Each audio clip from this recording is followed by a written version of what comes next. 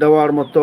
সূরা ফাতিহা বান্দার পক্ষ থেকে একটা দোয়া, আর গোটা কোরআন মাজিদ আল্লাহর পক্ষ থেকে ওই দোয়ার জবাব। বান্দা দোয়া করছে, হে প্রভু আমাদের সঠিক পথ দেখাও। এর জবাবে মনিব গোটা কোরআন বান্দার সামনে রেখে দিয়ে যেন বলছে, তোমরা যে হেদায়াত এবং পথপ্রদর্শনের জন্য আমার কাছে দরখাস্ত করেছ, এই কোরআনই সেই হেদায়েতের পথ বা রাস্তা।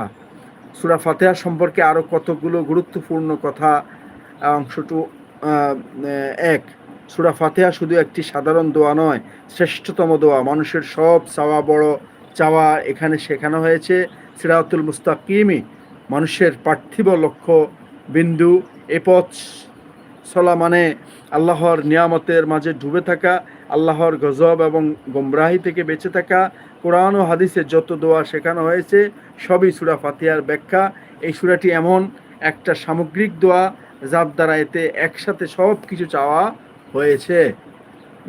দোয়া ও চাওয়া বলতে